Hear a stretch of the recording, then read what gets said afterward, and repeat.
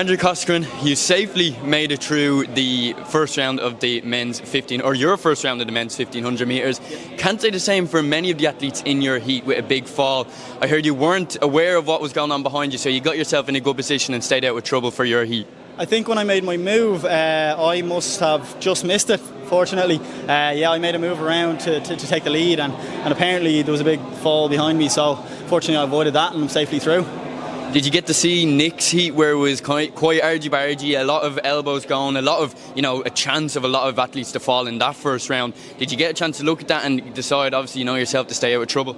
Well, I think in every heat, that's always a possibility. There's going to be push and shoving, especially if nobody takes the lead, and there was no one clearly taking the lead in the last two heats, so that was always going to be a danger. I didn't really see the first heat. I kind of spotted a little bit of it maybe early on, just as TVs in the call room and stuff, but I was just getting ready for my own race, so not concentrating too much on what anybody else is doing. I think coming into the last 100 metres, there was still a little bunch around you of athletes. Obviously, it's top six, you were fifth. Were you aware, you kind of had it, were you able to ease off a little bit at all? Yeah, I think that's kind of the beauty about being in the front. You can kind of decide who goes around you, and you can kind of watch them. So obviously I let a couple of guys go around me, and then I had a little bit left in the tank for the last 50. If you kind of watch back, I kind of surged a little bit with maybe 40 or 30 to go. I kind of put a little surge in to make sure no one else went around me. So yeah, I was pretty confident in my position with about 150 to go. Yeah.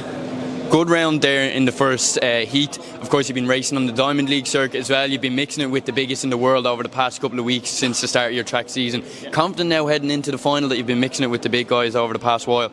Yeah, I think once you kind of race those guys, you learn what they're good at and what you're good at, and I think it's racing is good experience for the championships racing the circuit. So I think my priority this year has kind of been to compete for the major championships, the Europeans and the Olympics. So I've kind of been going into them just the Diamond League races just kind of with a bit more training volume, and then I suppose after the last race in Oslo, it was about 9 days ago, focus more on a bit more quality over quantity. So I've kind of been getting a little bit better now coming into this race. So this should be a nice one for me, I think, and maybe I'll be able to be a bit more competitive with these guys than I have been over the last two races, hopefully.